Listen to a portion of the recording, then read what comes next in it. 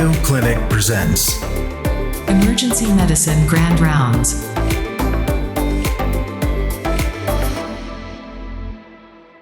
Hello everyone, and welcome back to the Always On EM podcast. If you're a regular follower of our show, you know it's mid-June, and that means you're expecting a Grand Rounds talk. 2 years ago, Dr. Laura Walker gave a talk at Mayo Clinic EM Grand Rounds on the application of networking science to healthcare. It's no surprise that she has since gone on to become the director or chairperson of our Digital Emergency Medicine Innovation Practice. But at the time, she was leading a regional EM practice in Minnesota. Her talk was really thought-provoking, though quite visual and somewhat difficult to directly translate to an entirely audio platform. For this reason, Alex and I sat down virtually with her and another special guest.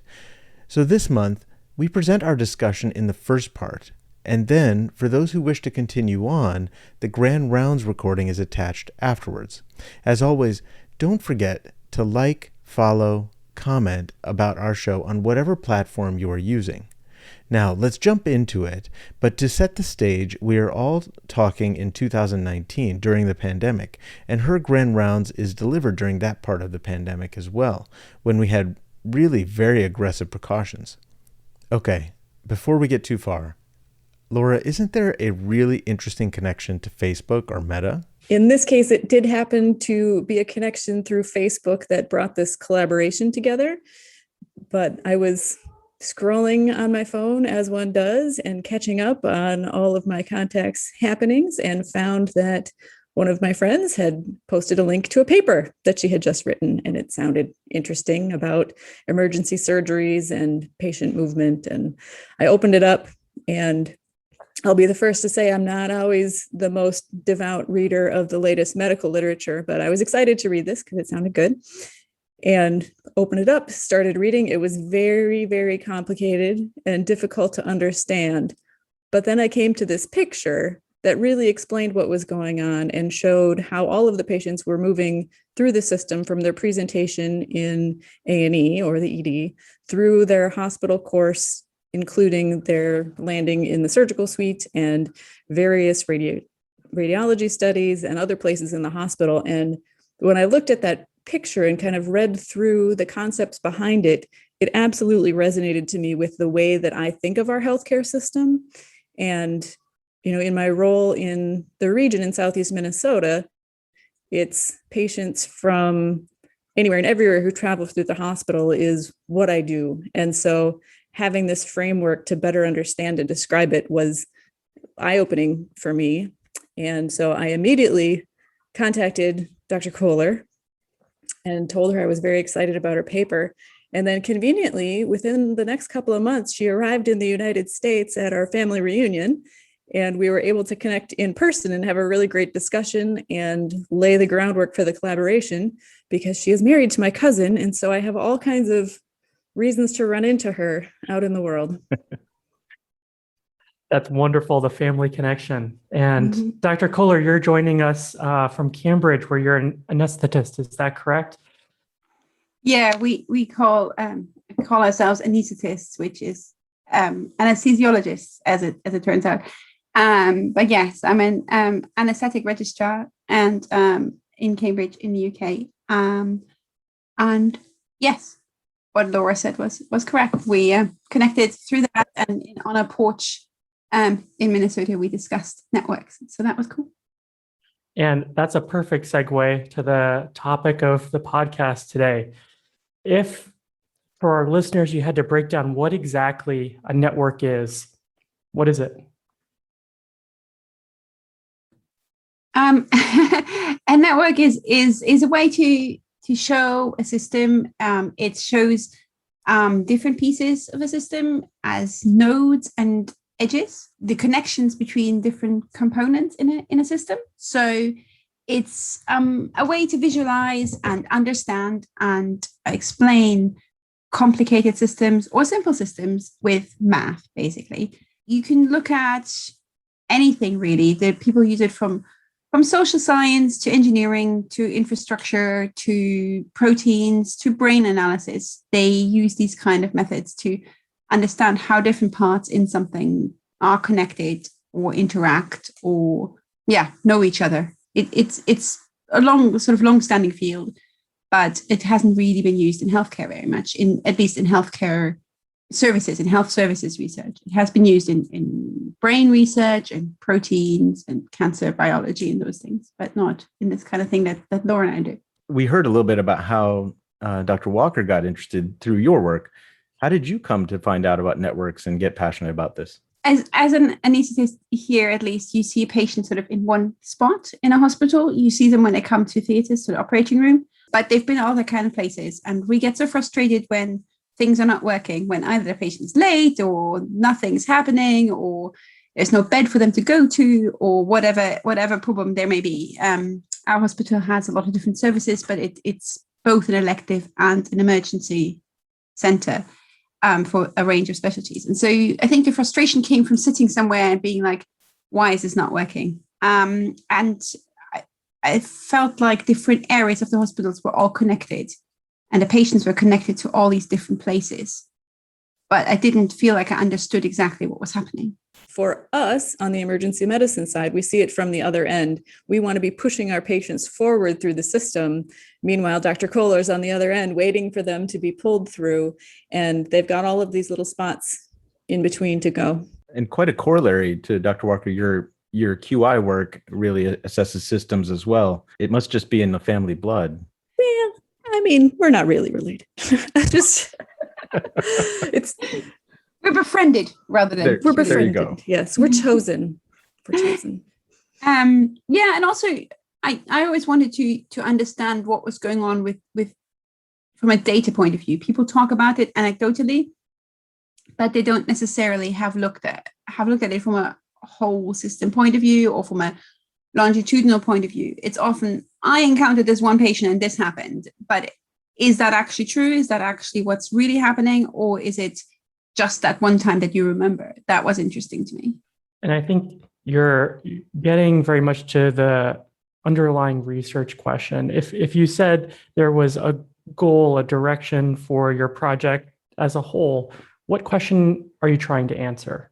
So I think if you take my standpoint on it, as Venk said, I'm a very practice and systems oriented person. And so the way that I have envisioned moving forward and using this is first to understand what we have and to show that network modeling does in fact represent reality. And I think we're pretty good. I think we're there with what we have so far.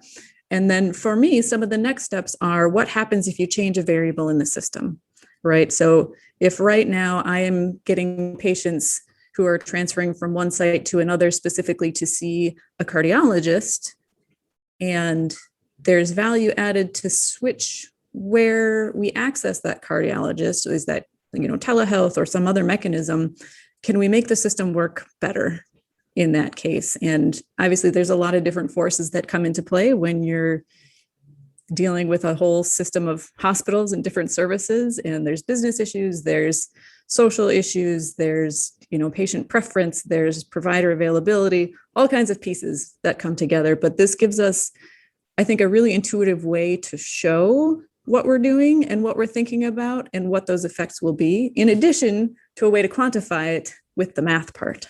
And I think for our listeners out there, you have to take a look at these publications and look at these incredible graphs, because it really speaks 1,000 words. But there's a lot of math and science here. And Dr. Kohler, how did you first get interested in programming and that mathematical relationship? I think I read that you first became interested in Python. Is that correct?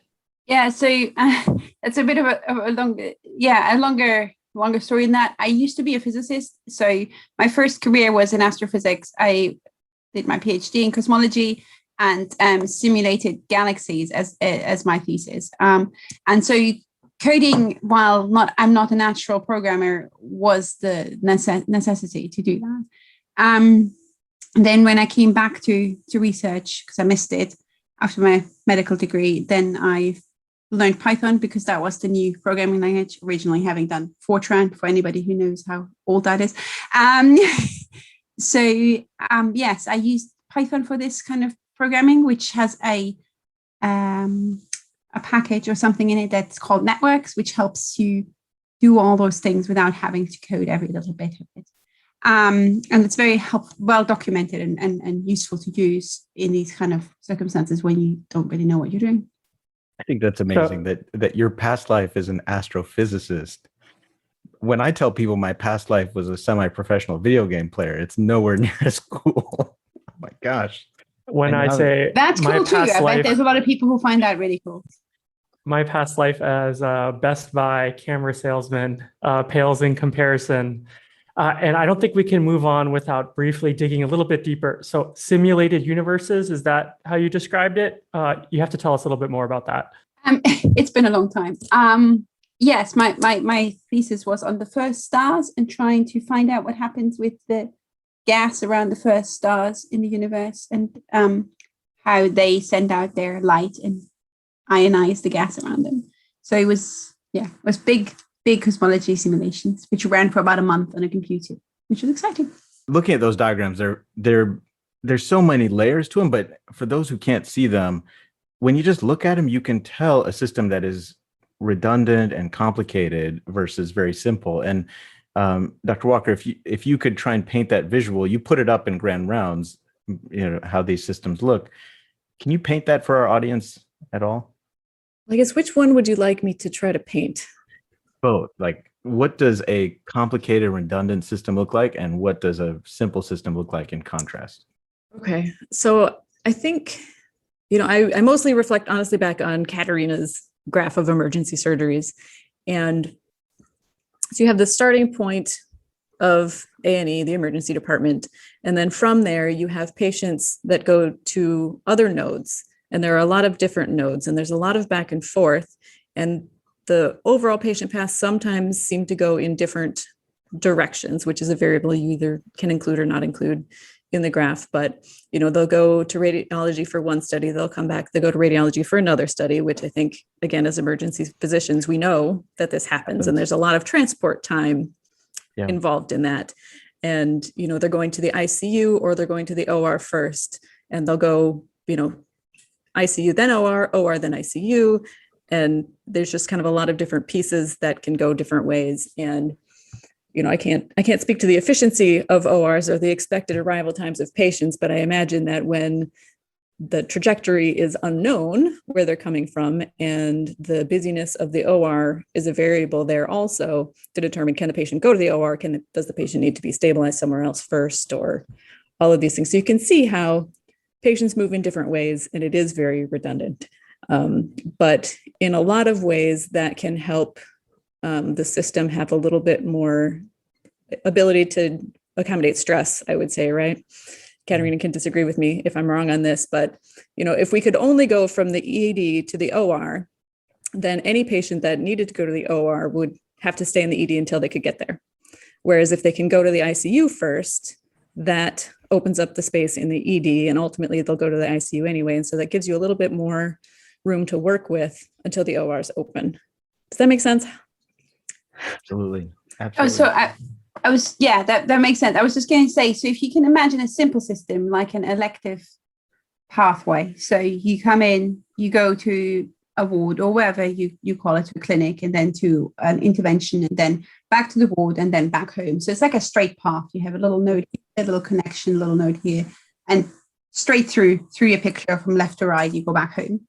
If you think about a complex system, it has many more options. Like Laura said, you may go from one place to another place, and so let's go from one ward to another ward, to the intervention, to a different ward, back to the intervention, back home. And so then what the picture you end up with is that there's a lot of nodes or dots connected in various ways with this sort of net of, or network of connections between the nodes. And that gives you both some inefficiencies and some problems, because you suddenly have patients in different areas that may be treated differently, that may get different attention, spreads the attention from physicians over more areas, and can cause delays. But it gives you flexibility, because if one's full, then you can go somewhere else. Or if one's full of infectious diseases or something, you might not be able to go there, or whatever. So there's pros and cons to both. But What we found, for example, in our complex system is that patients going to much more to the medical wards, which they shouldn't be going to because they were surgical patients, had much more delays. And we were not aware that so many of our patients had gone to medical wards before we did this, for example. So that's an example of a sort of complicated net versus a straight line through. A much cleaner explanation. I can definitely see this in a single hospital. Where are my patients going? But I think there's an even deeper question here, which is partially what both of you are trying to address with your health system evaluation. Probably one of the biggest challenges of our time is how to provide complex care in rural areas. And Dr. Walker, I know we both practice in the community, and you're one of the leaders of our community practice. How are you trying to utilize this tool to continue to facilitate great care in the community? Yes. So what we've been able to do so far, and I was astounded at the number of visits that we analyzed, but it's over 1 million visits that we have in our data set. And taking that, have been able to look at what level of care patients have needed in our community. So do they need just floor level or ward level care? Do they need ICU care? Do they need something in between?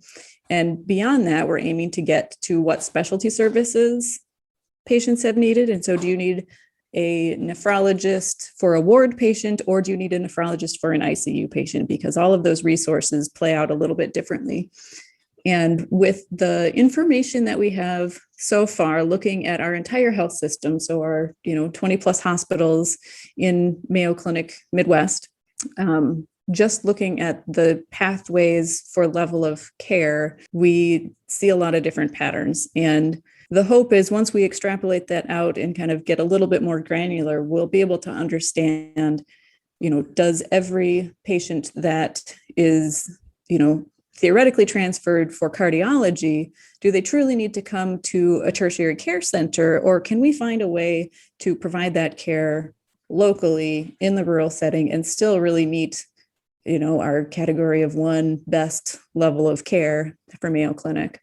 And I think that is something that we aspire to be able to do. And hopefully this work will help get a grasp for what that would take and what that would look like. I remember during the talk, you also showed a map or a network map where you were able to highlight some people in a community were bypassing their local ED or hospital to come to Rochester. And you asked such an intriguing question. Why would they do that? And without that map, it'd be sometimes hard to really understand how many people in relation to the people who are going to the local site are bypassing and why. And it got me thinking, from my interest in health QI and accessibility, how much more tangible and manageable that information was presented through a network map than if I just say 5% or 10% of people are skipping the local hub hospital or the local hospital in favor of the hub. And so I thought it was brilliant. Yeah, I think the visualization really adds a lot to it. I think it does help. None of this math gives us the why behind it necessarily when we're coming to, personal decisions to not go to a small critical access hospital, but to drive 30 more minutes to come to a large center. That's going to be another layer of investigation too, because if we want to be delivering the best care possible as close to home as possible, we need to understand why people are opting to make a different choice. To that end, Dr. Kohler, I hear you have expertise in making these maps. How do you do that? Well, I spent a long time trying to find a free software that would allow me to make maps for a lack of funding. There is a software called Cytoscape, which is free to download. It's definitely not the most easy to use and definitely not the most beautiful to use, but it's possible to make pictures with it that look reasonable. And you can pull these kind of networks once you have aggregated them in, and then make sort of reasonable graphs with them that allow you to look at the nodes and color them by whatever variable you want and make the connections between them visible. And I think Laura and I have spent a long time trying to make reasonable graphs from our data especially for the system that we're looking at with Mayo, is quite tricky to figure out how to arrange the nodes in a reasonable way to make the best picture, both for the math and analyzing, but mainly for understanding and finding out the answers to our questions. You can arrange them so that you can find the answers you're looking for. You can see, for example, as you were mentioning, if people decide to go two different ways from a home node or from an area that they're originating from, you can see the arrows splitting off their node, and you can color it. And we currently have colored some of the things so you can see locally grouped areas better, and that helps with the visualization. Something that really impressed me in looking and through the work and listening to both of you is that the network science that you're both applying comes from an area of passion to make things better. Dr. Kohler, you said there was an inefficiency that I observed with my patients, and Dr. Walker, similarly, you said I was trying to consider the inefficiencies I was seeing in my patient flow going through an entire system. And you are applying this new tool to this complex issue. When you've considered quality work as a whole, Dr. Walker, you have a big background in that, but Dr. Kohler, have you pursued other quality interests, or is this a new thing for you? I have. I'm interested in health services generally and how to make them work more efficiently, but also in our case, we are relatively resource restricted in the NHS where I work, but trying to make it more efficient can be helpful. So, for example, we're currently working on our emergency theatres, which are always running and always overfull, and how to make the service more efficient, faster turnaround time, which in emergency theatres with many different specialties is quite tricky. So we've come up with some thoughts and some ideas that sometimes work and sometimes don't, but sort of more of a holistic way of looking at it from all the different teams that come together. So those kind of things, yeah. And Dr. Walker, in terms of your history of quality work, is there anything else you would apply this to? So many things. Like I said, when I first read this article and saw the first graph, it's the way my brain works when I think about systems. And so, knowing that it's on the priority list for this year for the EDs to tighten up their length of stay, right? I think, wow, we could map this out. We could get a good understanding that's very communicatable to do that. And certainly I have a lot of projects in the queue, so to speak, on, what to do with all of this. And we've spent a lot of time building our first main database, which is able to kind of churn out some of this information, but we need more databases. We need more data to plug into our networks. And so we have an excellent programmer that we've been working with for the last, year and a half, and are very fortunate to be able to have him working on the next phases so we can ask more questions of the data and, hope to interface more with ED practice and get into the department itself rather than looking at this higher level question all the time, since that's where I live and work, and I do want to make things better all the time. So we've also gone to Myanmar, to Yangon there, and have got some data from their neurosurgical center, looking at where patients go in their neurosurgical center. It's very minimal data because it's very hard to collect data in that setting. But we've used that, made a little network graph, which wasn't terribly informative, but are now making a simulation to try and find out where we could put very limited additional resources to improve their care, which is currently tricky because of the political situation. I didn't know we had that network connection between us, Dr. Kohler. Actually, I grew up in Myanmar. That I spent 11 years there, and so I thank you for all of your work in the country, making healthcare better. I definitely agree. It's a tough political climate right now, but thank you for applying this incredible technology there. It's really interesting. Sorry. What are the chances of that? Where did you live? I lived in Yangon.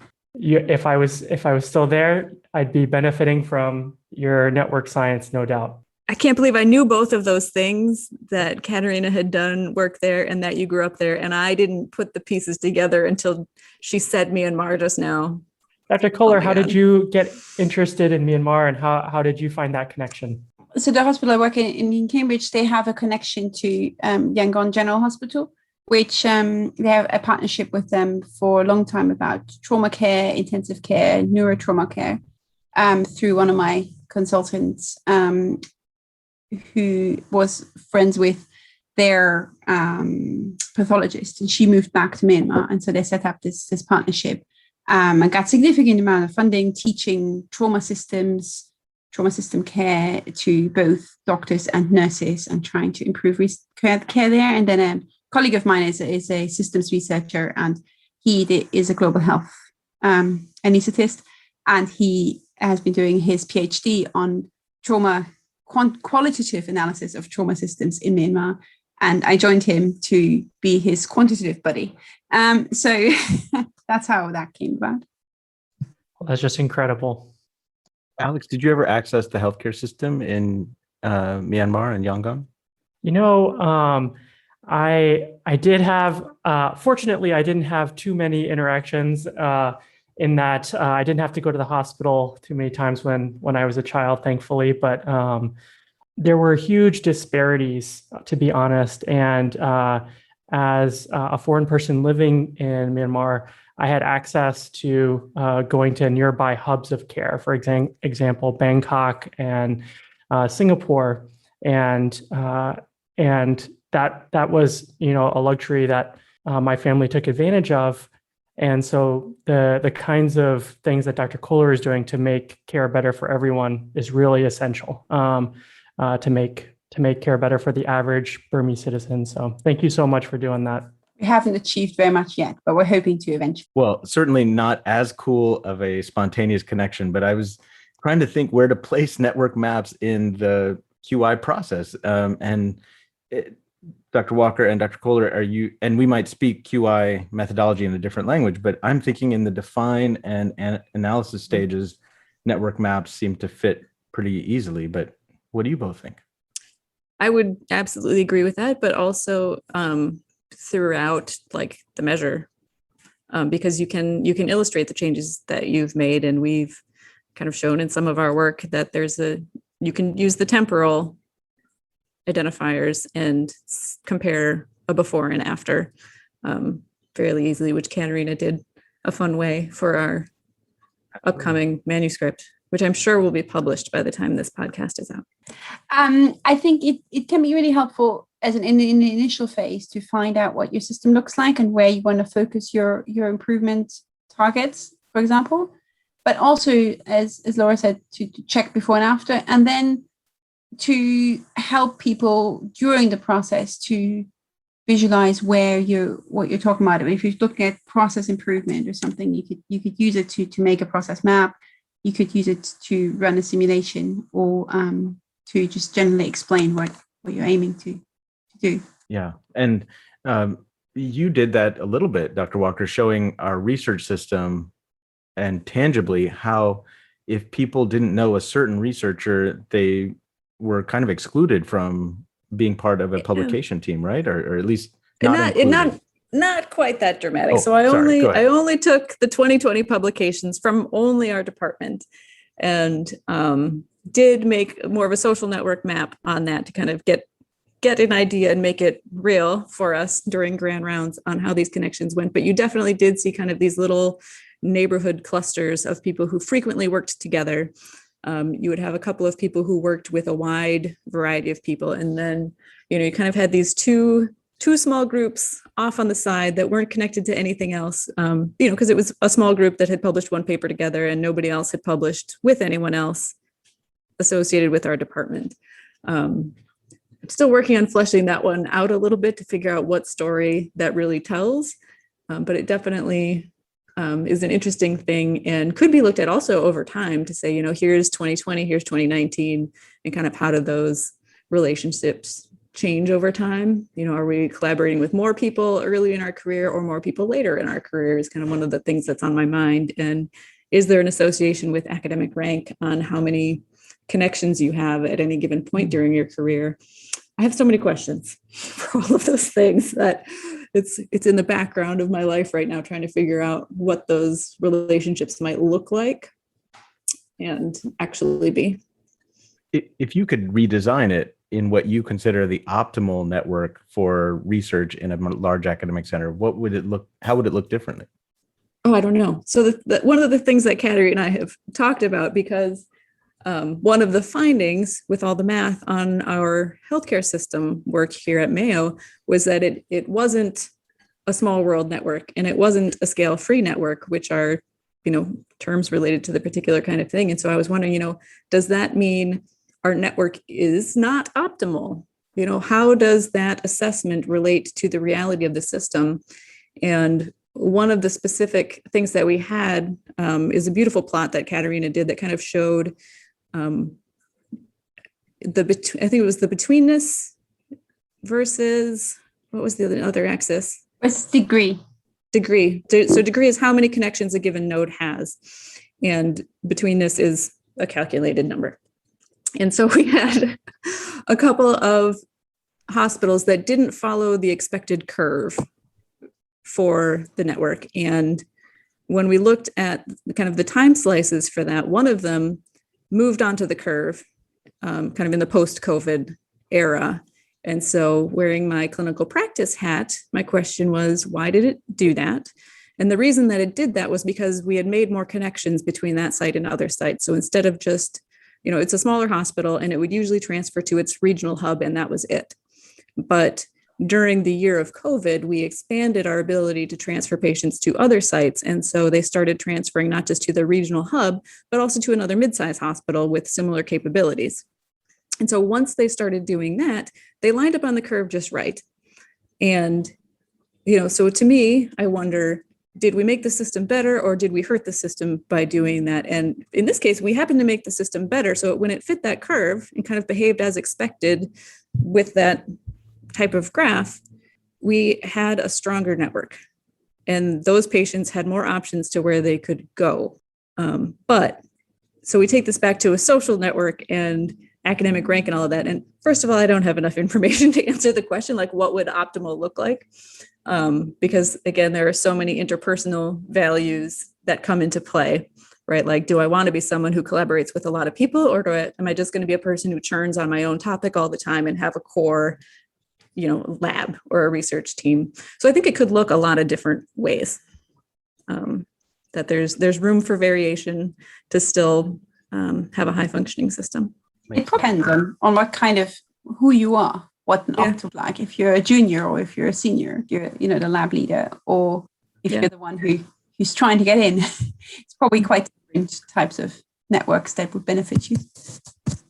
Yeah. For our listeners that are brand new to this topic and like myself, I find the language can be a little bit of a barrier to understanding exactly what's going on. And so thinking back to something we've all been through, thinking about something like a high school class, and we're all in the same class. And in some ways, maybe that's our network. Trying to apply some of these terms, maybe you can help define them a little bit. When we're saying something like betweenness, how would betweenness occur between friend groups or something like that? What does that describe? If you think about your friends in a class, if you're in high school or whatever, if you say that a connection happens if you're friends with them, let's say if you talk to them most days or something, you could define it at different levels, but let's say they're friends. So then all your friends you'd have a connection to. So that would be your degree. So let's say you have 10 friends. So your degree is 10. And then each of your friends has friends also. And all of those things are connected. And let's say nobody is on their own. Everybody has at least one friend. So then you have a connected network. You don't have any components that are left over. Betweenness is a measure of how important a node, or in this case, a person, is to the network. So if you try and go from each person to all the other people, the shortest way to go is called the shortest path. So if you're friends with, let's say, someone called Peter and Peter's friends with James, then the shortest way to go from you to James is through Peter. So just 2 steps. And the betweenness measures how many of these shortest paths pass through a node. So if you're really important to the network, a lot of these paths pass through you. So you have a high betweenness centrality. If nobody's shortest path go through you, then you have a low betweenness centrality. So if you're a bit of an outsider who has one or two friends, but nothing else, then no path goes through you, basically. But if you're the social hub and everybody is friends with you, and you're connecting different groups, then lots of paths will go through you. That was such a beautiful explanation. I was going to say, in a hospital, if you have a location that everybody passes through. So for us, obviously, theatres for my network was high because everybody had to come through the operating room. That was the definition. And in the Mayo Centre, we had high betweenness centrality for the academic centre, so Rochester Emergency Department, because, again, a lot of patients that come from other places pass through there. So that's what Dora was saying. That's really interesting. I'd heard the term closeness centrality, which I read is a score for each node based on its closeness to the other nodes in the network. Is that something you use as well? We don't tend to use it as much because it's more of a clustering thing. So people are close to each other. There's so many different ways of saying that. It's very tricky. These centralities are all very dependent on what you're looking for, basically.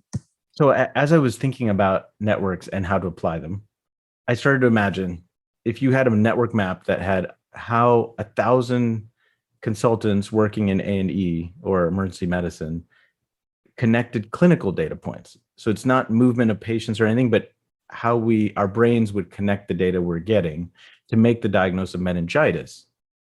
I think it would be really neat to see what those markers of closeness and things are that get us the fastest heuristic to making those decisions. Am I thinking about this right? If we could take the way we'd connect data points, could you see that being used that way?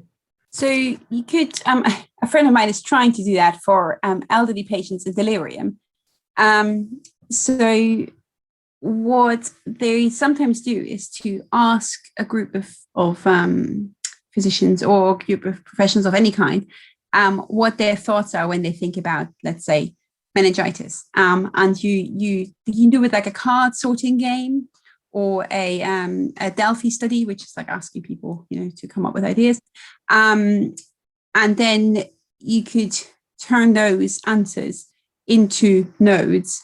And the more people mention those cards or nodes or whatever, the heavier the weight to that goes connected to meningitis, for example, or delirium or whatever you mean.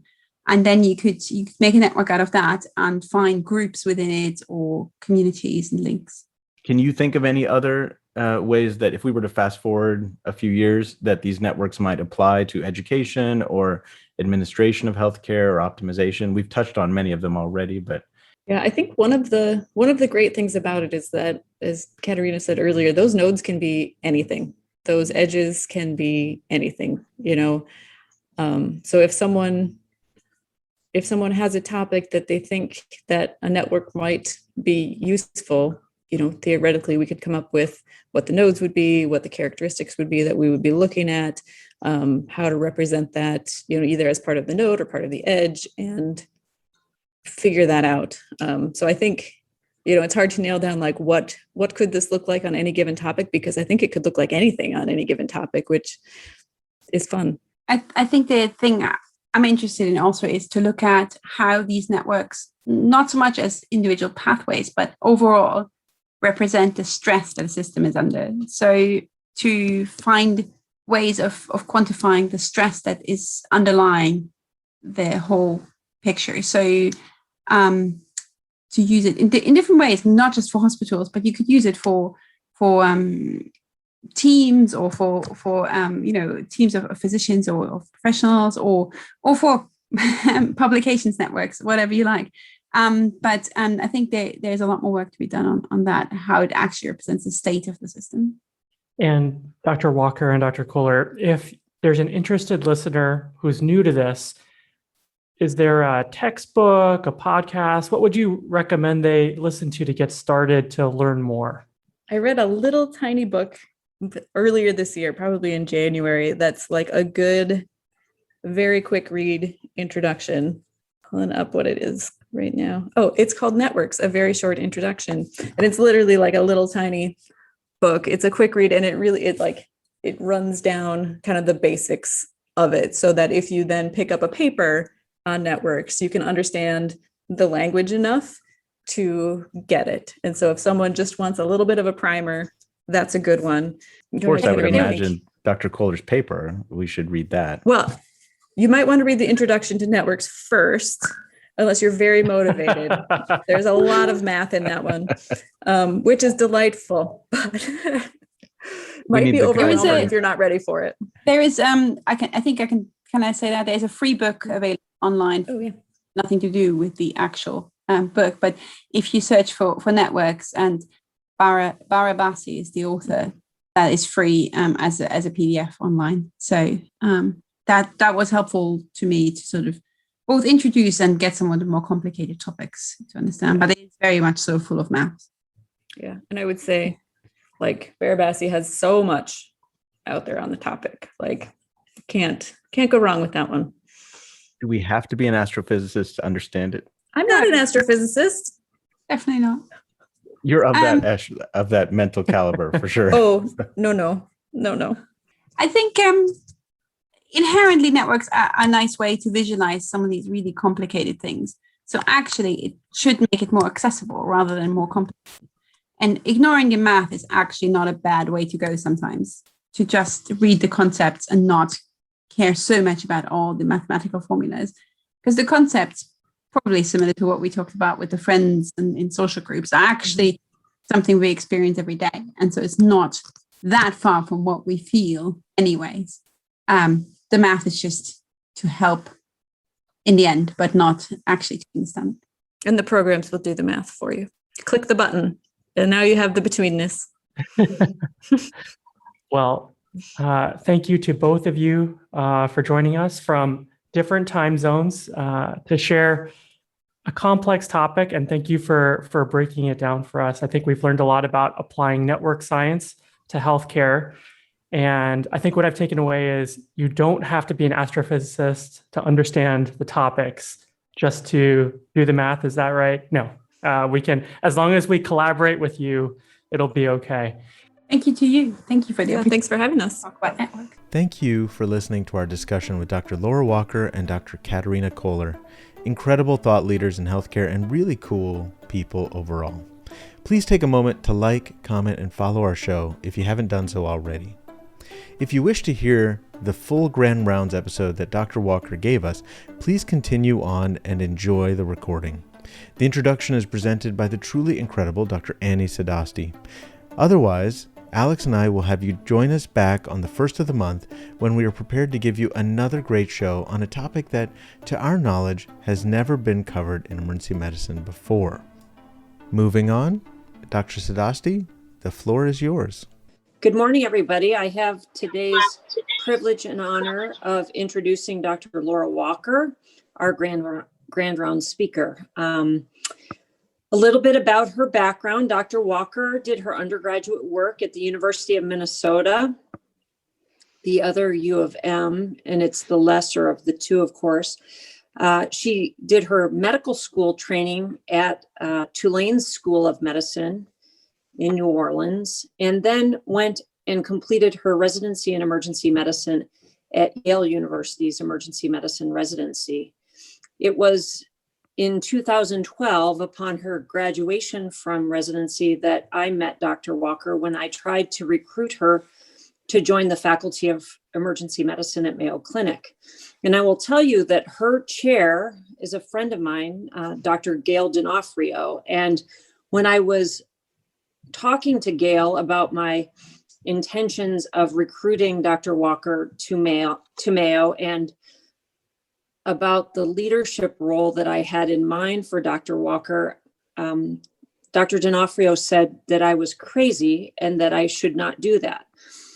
And I felt like I saw a talent in her at an early stage that she was ready for and that she would be successful in the role. And so despite Dr. D'Onofrio's cautioning of me, I forged ahead. So for the last decade, Dr. Walker has been leading in the space of integration. She was the initial medical director in Austin and has really, I think, made a name for herself as it relates to developing smart systems of care. She currently chairs the hospital practice committee and all of the service lines that feed into a hospital practice for Southeast Minnesota. She's getting her MBA at St. Thomas. And you're going to hear today during the Grand Rounds talk about her fascination with network science. Now, I will tell you that network science is pretty mathy and I'm just going to say geeky, but it has brilliance when it comes to its relevance to all three shields. And I hope that at the end of the talk, you will appreciate it in a way that you didn't before. So I am eternally grateful that we were successful in our attempt to recruit Dr. Walker to the Mayo Clinic faculty. And I will tell you that Dr. D'Onofrio's hesitancy was incorrect. She has just done tremendous work in this space. And so it is my sincere honor to introduce her today. Thank you. That was very nice. Thanks everyone for joining. This is a mathy topic, as Dr. Sadasti mentioned. I'm not going to go too heavy on the math, a lot more on the principles behind this here, which is to say I'm not going to do any math today. This is something that I have been excited about for the last year or so, and obviously with COVID have been putting out a lot of fires while simultaneously trying to propel my work on this forward. And I sent out the teaser on whiteboard, and I was hoping to be able to give a shout out, but I do not get to give a shout out. So you're all going to have to wait to see what that network was of. So first things first, why would I be talking about network science for emergency medicine grand rounds? And the answer is that as I learned about networks, it really resonated to me in part because of working in the emergency department and generally the way that I see healthcare. And I think that a lot of us in emergency medicine see healthcare because of the nature of our work. And my work on the integration side and kind of seeing the bigger picture from other areas really kind of, this really fit with me, as I'll go over later. And so this is absolutely applicable not only to systems of healthcare, but sort of the smaller intradepartmental systems as well. And as I was doing some reading, preparing for this quote is one that I came across that I really liked as a description of network science. It's the paradigm to uncover the hidden architecture of complexity. And again, you'll see more going forward. So I'm going to start out with an overview of the basics so we can really all be on the same page here. And then I'll work on showing you how those basic principles feed into and tell us what is happening within a network, and then give some examples on how they can be used in healthcare. And the caveat here is, of course, that the data isn't perfect yet. That's why this is the beta version of my grand rounds. Again, putting out fires for COVID, dealing with furloughs of analysts and programmers, and COVID surges both in the UK and domestically have affected this. And we're still working on it. But I think what I've got to share is pretty good. So the first question here is, what are networks? And the picture here is one of the ways that networks are used in healthcare, which is in protein interactions within cells. And so this is a picture of protein-protein interactions in HIV that came as an example in my software. So the research group used data from affinity purification mass spectrometry to identify which proteins interacted with which proteins. So very fancy science, followed by very fancy math. And what it does is it shows them the functional relationships between the proteins. And so you can see those different clusters. I guess I can point at them. The different clusters here show which proteins interact most often with other proteins. And the reason that they did this was to show which interactions had low frequency of, or which proteins had a low frequency of interactions, and to try to figure out kind of where things work together. we're going to start with a much simpler example of a network here. And so to get the basic language of things, these are nodes, and nodes are connected by edges. And so edges connect nodes. The next thing to understand is that edges can have direction. So the interaction can be one way in either direction. It can be bidirectional, or it can have no direction. And the other thing is that they can have weight, and you use weight, which is the thickness of the line, to denote how often an interaction occurs. And so you can see here, this one would be lower frequency than this one, which would have a high number of interactions. My first real life example is me working from home. And there are a couple of locations that I frequent in my home when I am working from home. My life is centered around my couch when I am at home. I take frequent trips to the kitchen because that is where the snacks are. I take occasional trips to the bathroom because I've been to the kitchen a number of times. On good days, I go to the dining room to have dinner with my family, and I always end up going to bed, but I only do that once a day. And so it's a smaller weight there. I sometimes swap to my dining room instead of my couch, but for the first 9 months of the pandemic, it was really on my couch. So it's very weighted towards that being the center of my work at home universe. So networks, they have a lot of characteristics that can tell us how a given system works. We can see bottlenecks, which would be areas where there's only one way through to access the rest of the network, bridges that connect significant areas. We can look at which nodes are most important. So again, going back here, we can see that my couch is the most important place when I am working at home. And you can look at the overall connectivity of the network. Probably the most straightforward real life example are the airlines. And this is the Delta route map from 1973. And what can we learn when we look at this map? We can see that if I want to get from Chicago to Phoenix, there's no direct flight from Chicago to Phoenix. I need to go change planes in Dallas and Atlanta in order to get there.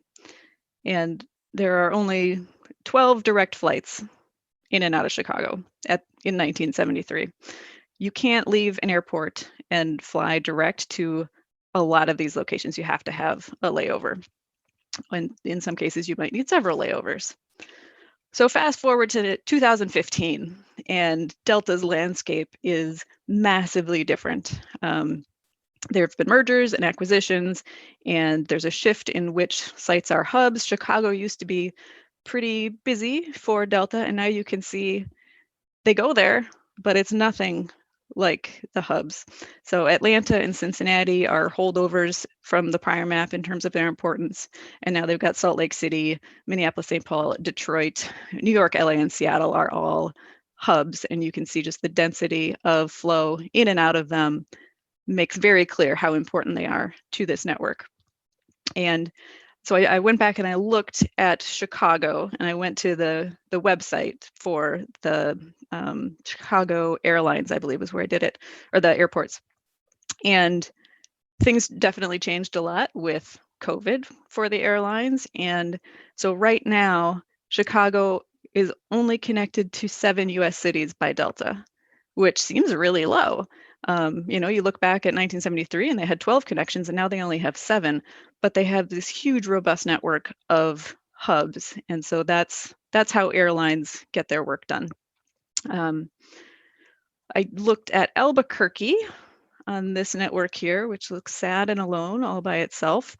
And you can see all the different potential routes to get to Albuquerque from other places. You need to change times or change planes. And if you want to do this the fewest times possible, you'll have to travel using the hubs. Albuquerque connects directly to Salt Lake City and to Minneapolis. And those two connections open up really the entire network of Delta Airlines to Albuquerque. Whereas before you had to do that couple of jumps to get to Phoenix, even Albuquerque is just one jump away really from the world using networks. And I consider my own travels in and out of the Rochester airport, which I like to do. And again, it's it's one jump to a hub. You know, we can go to Minneapolis or we can go to Chicago, and the world is open to us.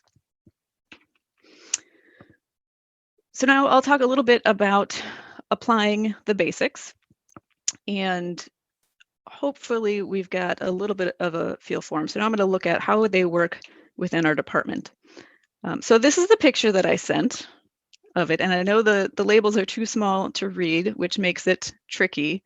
But I want to open it up to guesses here on what this picture may represent. And Annie can't participate because I told her the answer. Go ahead and put them in the chat. It is a particular form of connections within our faculty. Annie, no guessing. I want at least 2 more brave souls to make a guess. The bank doing it twice doesn't count as another one. Regional practices is an excellent guess. Travel in the ED, also a good guess. All right.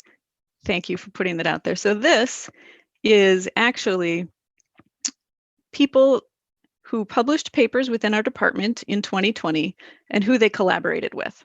And so it's only 1 degree out. And so I didn't go to the collaborators of the collaborators, but just who you collaborated with.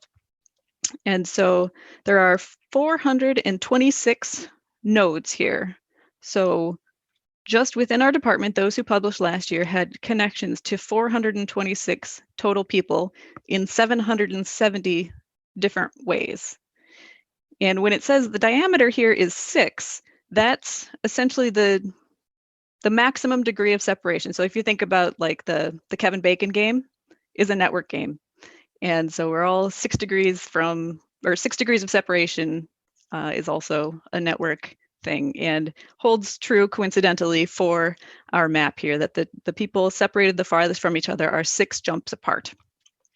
And this has what's called a fat tail distribution, which is, this is all the math that I'm going to talk about. And what this says is that there are fewer nodes with many connections than there are nodes with single connections. So you can see this cluster over here largely has 1 single connection to this in the middle, which we'll learn more about that specific case. And for all of these many nodes with 1 connection, there's only 1 node with many connections. And so that's the fat tail. So there are fewer hubs than there are individual nodes. And this is most often the case in what are called natural networks or non-random networks. So you end up with sort of organized systems like this, whereas if you make a random network, you end up with a normal distribution. And so, you know, you've made it randomly, and so the number of connections and the number of nodes fall out along that normal distribution, whereas in real life, we tend to see networks that look more like this. Okay, so now I'm going to take a look at one specific cluster of connections here. Someone who is clearly a rock star in our department and has a large number of collaborations, including collaborations with other people in our department who have a large number of collaborators. And when you see who this node represents, it's not going to be very surprising. It's Dr. Bololio. As our research chair, it is not unexpected that she would connect to so many other people. And you know, you can see a particularly thick connection between her and Molly Jeffrey because of all of their many collaborations, and then Dr. Campbell down here. And so really you can see far and wide how Fernanda has connected with many individuals, both inside and outside of our department. Another characteristic that we can look at are clusters of people who are connected amongst themselves. And so I'm going to highlight this cluster down here, where you can see has a fairly small number of nodes, but some dense connectivity between the individuals there. And this is the ultrasound team. So the ultrasound team put out a couple of publications last year, and they collaborated back and forth with each other. And so you can see Dr. Bellamconda, key ultrasound player, Dr. Hoomer, key ultrasound player, Dr. Laughlin got in on the action as well. And they worked with these individuals, Dr. Hyde up here with a good number as well. They even let Smoot in to get a couple papers there. And so you can see that this was a group that really, they have an interest together. And when you look at that network, you could see that pattern where they clustered, and you pull it out and you can identify how that happened and why that happened. Okay, now we're getting to the slides that got a little goofed up by the transition to Office 360. So hopefully I got it fixed before this. So we're going to look now at the characteristics of networks and how interconnected the network is. So I've taken another individual here, and I'm going to look at and show you how many jumps it takes to get to the network in as much as we can. There obviously are some little groups over here that had their own projects with other people that didn't connect to the large network, which is great. All right.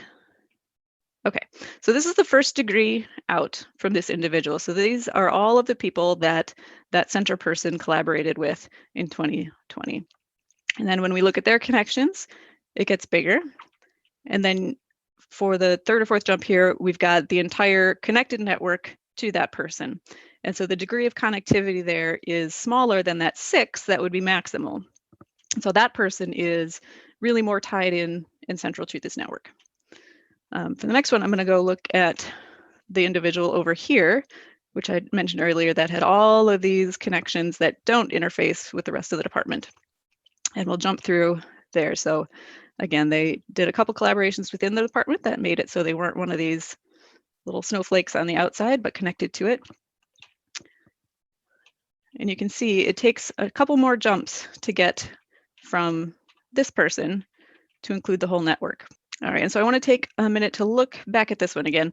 So you can see the node on the right with the large cluster has a very high degree, a lot of collaborators, but is relatively isolated. So this is a bottleneck. This is someone where if you don't collaborate with this person or have a connection to this person, you're never going to touch these other parts of the network. They're completely inaccessible except through that person. Right, so this is fun, right? Like I'm having a great time doing all this stuff, and this entertains me and keeps me happy in my job. But so what? Like, why does this matter in healthcare? And again, trying to do my homework, getting on this. This is the same group that published on the HIV protein interactions. There are 2 major goals for network visualization: exploration and communication. And like to me, that's absolutely what it's about. I like looking at the networks and seeing what they can show me.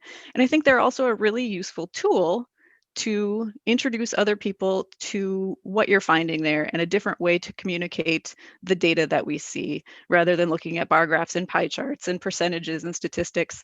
I find it a lot more intuitive to be able to look at the network and glean some understanding from it. So now we'll get into some real world applications.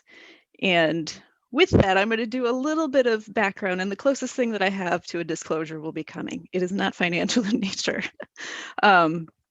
So on August 7th, 2019, I was reading Facebook, a social network, and a friend of mine had posted a link to a preprint that she submitted to archive.org. It sounded interesting. She's a smart person and a doctor. So I opened it up and I read it.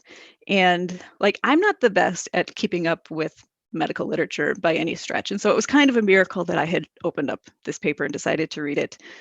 And it was a really dense read. There was a lot of math, and like many of you, I'm sure, I had not done math for a very long time, and I forgot what a lot of the symbols meant.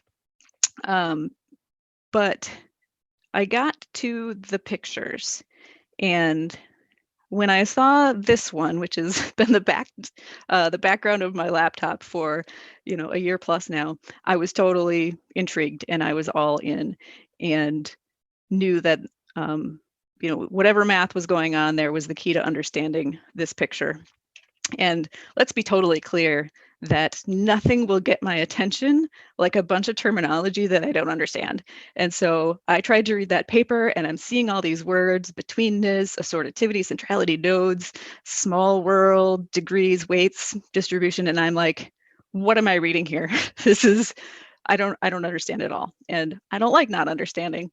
So I waded my way through the new terminology, and I came out with some very basic understanding. We have patients that are making their way through a system here. So we've got A&E, which is our emergency department. That's us. That's what we do. And my friend is an anesthetist, which is secretly an anesthesiologist in the UK. And so her focus on this was emergency surgery patients and how they traveled through her system in the NHS. And she is at a hospital that's a regional specialty referral center for trauma, cardiothoracic surgery, transplant, multiple cancer surgeries, and a ton more. And so at the same time as I was reading this article, again, August 2019, very much in the before times, I was shifting gears professionally to my regional hospital practice role. And as Annie mentioned, Southeast Minnesota MCHS integration, they've been a part of my career here for not quite a decade, thank you, since I got here. And I really enjoy the systems. And so once I had the opportunity to kind of take more under my umbrella, it was fun for me. And then seeing this, I had a whole bunch of lights switching on and got super excited.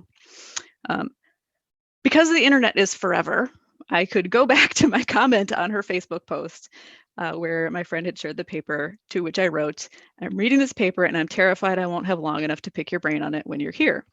So again, she lives in England and was coming a few weeks later. So here's my disclosure. Dr. Kohler, who may or may not approve of me having her picture here, I think she's on Grand Rounds with us, is here. So this is Dr. Kohler. This is my cousin, Dr. Borchert, and I am Dr. Walker. So Dr. Kohler, Katharina, is married to my cousin, Tom. And this is our little, very messy, not very accurate, but good enough family network. So I have known Katharina for 20 years and known her to be a very smart and interesting person. So I was super excited when she was going to come to town. So a few weeks passed, she came to the US, and there was literally a family reunion. And I had foreshadowed to her that I was going to pick her brain on networks. And sure enough, she came to town. We spent some time chatting while the children played down by the river and working out how I could get our Mayo data and practice information combined with her network skills and math skills and programming skills to take a different look at how we do things. And then we can fast forward a couple of months, and she's now an official external research collaborator with Mayo, so she can see our data after being blinded from HPI. We have a programmer, Matt Jankowski, who is able to help pull data from the UDP, and we've got pieces starting to come together. So why was I excited? I've already told you why I'm excited. But this is really how I see the world when I think about our healthcare system. And having a way to communicate that and to convey it to other people was really, like, that's the be all end all for me. And so we don't have this network made yet, but we will. And so when I look at our outside emergency departments, conveniently placed up here for Southeast Minnesota, I know that we send a lot of patients to Rochester. And the first question I asked was, well, what level of care do they need when they go to Rochester? What is the value add that Rochester provides? And then, next on that is, what specialty services are these patients who are transferred utilizing? And if they're not utilizing any of these specialty services, why are they coming to Rochester? And why can't we help them stay closer to home with adequate resources there? So getting a solid understanding of how and why patients move is important as we work out how best to use the resources we have in the health system, and keep them local, keep them near their families, and honestly where they by and large want to be. And so how can we focus our efforts refining the system to make the biggest impact? All right, so again, it's August 2019. I'm super excited. I've got this on my mind. How on earth am I going to be able to do this science and make an impact and actually, not just do a mental exercise? So conveniently, I learned about the CPC innovation grants, and I thought, aha, if I can get some support, I can do this. And once again, Annie could tell stories about my beautiful budget, which was initially a budget of $0 because I really just wanted the the stamp of approval, but she convinced me to ask for money, and they gave me some money. And then they took it away because of COVID when we were all going to go bankrupt. So also collaborating with regional CPC, so Dr. Goyle, I recruited him to my cause here and tried to explain to him how I thought this would be really cool. And he took me up on it and was very supportive. Really, I think it makes a good case for patient-centered care. It's a better and more efficient use of resources potentially, and has the potential to get alignment with enterprise priorities. So I had to learn how to sell it. So thinking through what are all the different things that we can do. We can look at patient movement within the region, which I mentioned. We can look at emergency surgeries and elective surgeries. Where do patients go when they have to go somewhere, and where do they go when they have a choice to go somewhere? We can look at temporal variation in transfers, so both seasonal and day of the week. And we can look at where patients are physically moving from, what zip codes are they coming from, and in the enterprise leadership world, what tier are they, meaning, where in the world are they coming from, pretty much, but in a different way. And so we built this beautiful proof of concept, which was a little bit overwhelming. Yikes. Like, this was not, it was kind of beautiful to behold, but it's not beautiful. Like, I look at this and I still get palpitations. We've got closed loops where the Rochester med-surg ward is transferring to itself, and all kinds of things that aren't quite right. So once again, quickly showed us that we needed to work on our data a little bit more. And there is an error on here. This is not Southeast Minnesota transfers by level of care. This is actually the whole Midwest. And so we went from this, which was our dirty data, to this, which is much cleaner, and can tell a pretty good story. So we spent the majority of last year, again, between COVID fires and pandemic spikes, identifying which variables we were going to use, which locations, making sure we have all the right permissions to use each piece of information. We had to go through SPAD. I think SPAD doesn't exist anymore, but that was exciting. And then we had to have a SPAD review like the week before SPAD got disbanded. And there were lots of concerns regarding HPI and the timestamps we were using, but ultimately everything came out fine. And we worked on cleaning up the data to include in each graph only the data that we needed to answer the question that we were asking. So in this case, the question was, when people come to the ED, where do they go from there? Where are they going, and why are they going, and what level of care do they end up needing? Are they having multiple ED visits, so an ED to ED transfer, or are they being directly admitted from an outside emergency department to an inpatient setting? Which sites and which levels of care at those sites get the highest amount of traffic? So what does this graph tell us? And all credit, again, to Dr. Kohler for making this beautiful.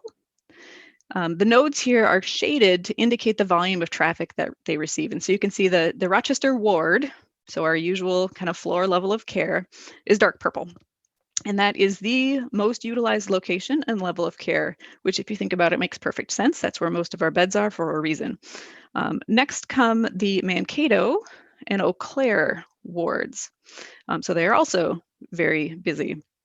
The other thing about the Rochester ward is that it is a very high degree, meaning there are a lot of connections to it from other areas. And since this is emergency medicine grand rounds, we'll take a look at our emergency departments here.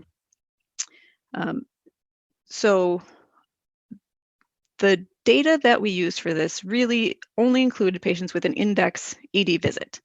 So if they came directly from home, we shouldn't have captured them going straight to the ward.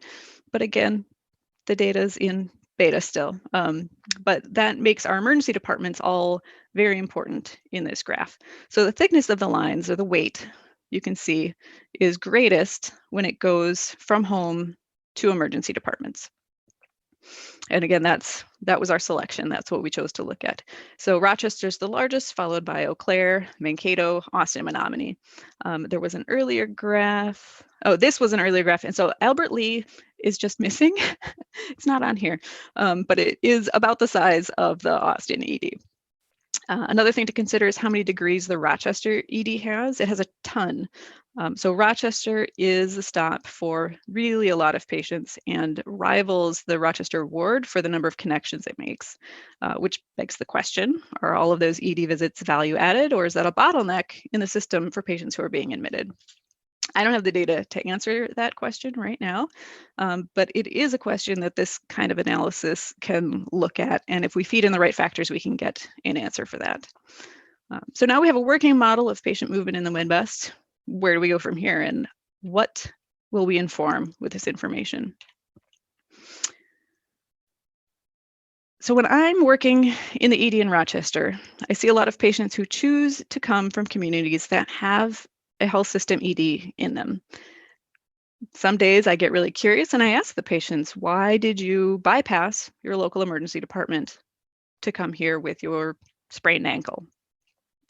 And sometimes their prior experience is that they always get sent here anyway, and they think that cutting out the middleman is a good idea.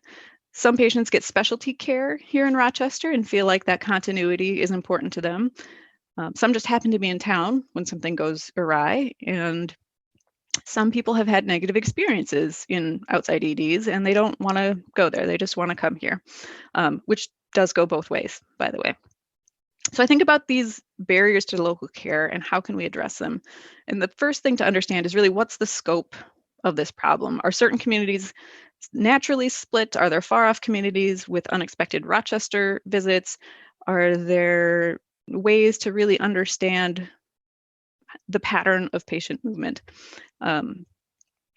So to map it out, the first thing that we did was look at the zip codes. And this is some data that was shared by the Kern Center of the way that they had done it already. And so when you look at this map, you can see the volume of patients coming from all of these different areas in the Midwest. And unsurprisingly, it's a lot denser in the communities around Rochester than these far-flung communities where you have kind of onesie-twosie visits to Rochester. So what we did is we took ED visits by zip code and we mapped them all out. And again, the data is in beta, but you can see some patterns in here if you look closely. So we've got some zip codes. So here's one here, this 56001, that splits between the Rochester ED and the Albert Lee ED. And we've got this one here that primarily goes to Albert Lee, but occasionally has some connections to Rochester. And if we go up here, Minneapolis and St. Paul, by and large, go to Rochester, but occasionally they find themselves in Austin and in Red Wing. And here, this cluster is important. So we've got 3 zip codes that split between Rochester and Lake City. And so what is it about this area? Is it geographically, like honestly between the two where you could go either way? Or are these people who are consciously deciding to bypass Lake City from time to time and come to Rochester? So from a business and patient care perspective, it's really important. This is looking at elective cholecystectomies. So again, going outside the emergency department to an elective and scheduled procedure.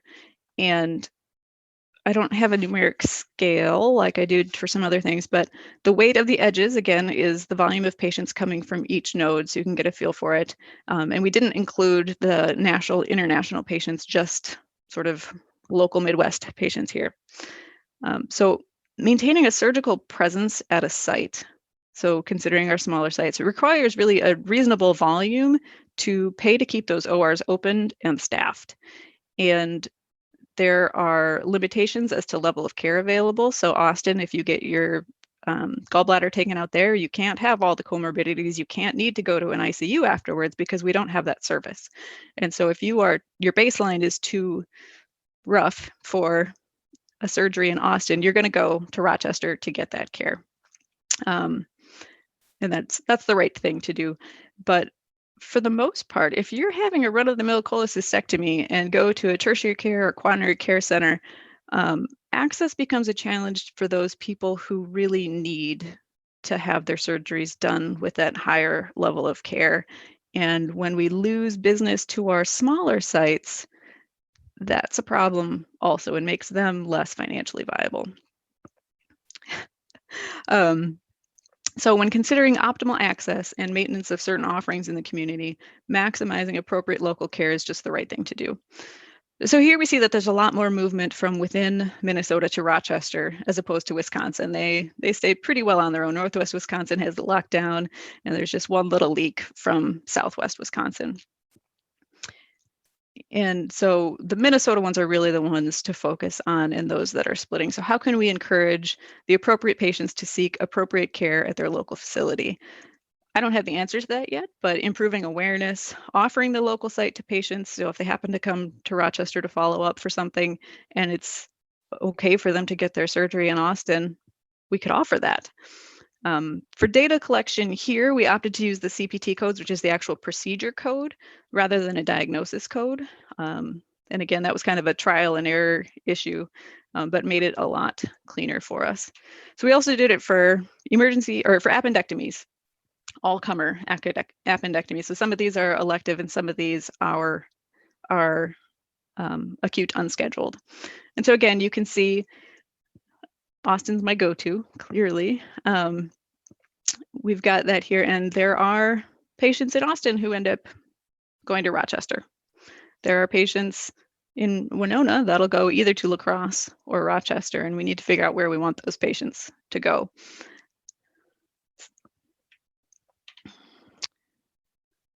So temporal variation is what we're going to talk about next. I'm going to look at the comments quick to see if there's anything to look at. My budget stinks was the exact quote. Yes. So temporal variation. And again, some props to Katharina, Dr. Kohler here. She took it upon herself to make some seasonal maps. And this is focused just on Southeast Minnesota. And I included the commentary up at the top. We all know and feel that there is seasonal variation in the patients who come to the emergency department and where they end up going and how busy we are, how busy we feel. And so this is Q1 historical data, and the data goes back to Rochester Epic Go Live.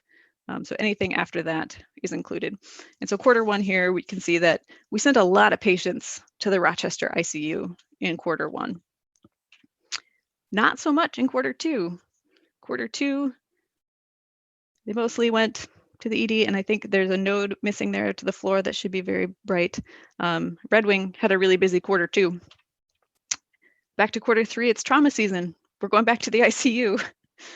And respiratory season again in Q4, ICU is busy again.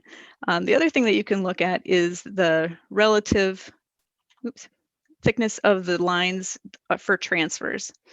And they're not quite as prominent here right now, but there is, if I toggle back and forth, you can kind of see how some things change and that there is variation present. And the next thing that I found deep in my inbox after I asked for it, she had sent it to me many months prior, which is weekday versus weekend volumes. And again, you can see some differences here. And I think part of it is I don't believe that we scaled, there's 5 weekdays and 2 weekend days. So the thickness of the lines may not match quite so well, but again, gives you an example of the things that we can do with this data, which includes looking at temporal variation. So we've got a lot of potential additional use cases on the horizon here. So the made-up network that I showed earlier, the use of specialty care for transferred patients, is one I'm really excited to have the data for. We've also got some data sets that include outpatient primary care and specialty care visits, again, to make sure that we're able to get the patients to the right setting at the right time for what they need. We've got, Katharina has a nice algorithm, I think, working out to look at actual distance traveled to receive care. And then another thing that we could look at is movement within the hospital. So when we were first looking at our data and trying to clean it up, you can see basically every single part of the hospital that a patient travels to. So if they leave their ED room and go to radiology, there's a time stamp and a location stamp that is registered in the medical record. And using that, we could plot the patient path using the EMR to build a network that can go through and find those bottlenecks. So similar to the map that Katharina had done for her NHS work. All right, but once again, this is emergency medicine grand rounds. I'm going to focus a little bit again. So this picture, this is where the emergency medicine patients in the UK went, and absolutely is something that we could do within Mayo and just expound upon that. So here, when we look at the details, so as I was mentioning earlier, you can see when those patients travel to radiology. So this cluster up here are patients who were in A&E, needed a CT scan, back and forth, X-ray, back and forth, MRI, not very many, just like here. And ultrasound also pretty popular. Theater is the OR. And you can see that ED to radiology, lots of connections. And so when I think about our own situation, I am always thankful how close radiology is to the emergency department. So we're cutting down on that physical travel time from space to space. So the other thing to think about is what can an edge be? So for a lot of this, the edge represents travel. For the consultation idea, the edge doesn't so much represent travel as much as it represents a transfer of information. And that information is in the form of a consultation. And so really, what else could an edge be? An edge could be a blood sample. We could look at how the patient's laboratory sample travels throughout our system. Edges can be equipment. You could really think of anything that travels either physically or conceptually as an edge and a way to connect nodes, which could be people, could be locations, could be, again, any number of things. And in emergency medicine, we can look at a network, we can adjust the network, and we can create something new that minimizes delays, minimizes bottlenecks. Like that's what we try to do kind of on the ground to make our departments flow better. This is what we do. And this is something that I see as a tool to conceptualize that for other people, to communicate that to other people, and to help guide that work. And so most important slide of the session is my profound appreciation for the individuals listed here. Dr. Kohler, awesome. So thankful to know her and to be able to collaborate with her. Matt Jankowski is our programmer who pulls all the data from the UDP for us and cleans it up. And we literally would not have this work without him. Dr. Haberman has been instrumental in supporting this project through the challenges of COVID and the loss of my not so stinky budget. Sarah Daniels with IT in Minnesota, DP, Annie, and Dr. Gestout, Mayo Clinic CPC, who funded the first round. And then I found out a couple of weeks ago that I got refunded for 2021, which will be awesome. And then again, the Kern Center, which has been supportive of this via Dr. Haberman. So questions, discussion. I'm going to stop sharing so we can all look at each other. Dr. Walker, this is Venk. Thank you so much for that. I have to know, how do you make this? Is there easy software that the rest of us could do? Yeah, so the very first network visualization I made was the one of the collaboration within the department. Prior to that, I had not been brave enough to do it, but I dove in. I downloaded a software called Cytoscape, which you can play with pretty much and figure out some things. But I would say that Dr. Kohler, who is with us here wearing the N95, has been the master of that due to her coding abilities, which she does in Python for us, and being able to translate our data into the program. So it depends how complicated you want to make it at work. I can tool around and play and make a family tree. Tom? Hi, Laura. Excellent, excellent talk. Thank you very much. A couple questions. One, has there been anything to date that has changed the direction of a practice initiative or process from what you've learned? And number two, what are the opportunities for AI sort of affecting this? It's a little bit dizzying, all the information. Is Yeah. there a way to sort of streamline with an AI interface? So for the first question, not yet. And I tell myself that the reason for that is because it's been COVID fires for a year. I think that there's good momentum now that things are calming down with COVID and that our data is getting to a reasonable enough place to be able to show the actual current state, identify issues, and hopefully solve them. And so it's all a matter of getting a foothold within the practice to help them understand that this is a tool, which I think we're getting good work towards. So not yet, but hopefully soon is my answer there. As far as AI, I'm out of my league on that, to be honest. I mean, this is all big data work. We pull every single ED visit from the Midwest to make these graphs. And so is there a way to take something autonomous on the back end to identify these things? Probably, but we haven't gone that route at this point. Thank you very much, Dr. Walker, for sharing the idea of networking science and for potentially inspiring us to think about it as a tool to improve communication and the demonstration of flow and process, or nearly everything. Thank you for listening to Always On EM, the Grand Rounds episode. Now is a great time to like, comment, and follow us on your podcasting platform.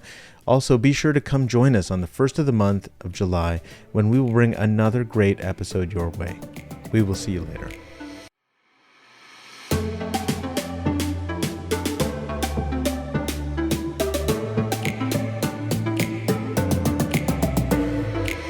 The Always On EM Podcast. Emergency Medicine Grand Rounds.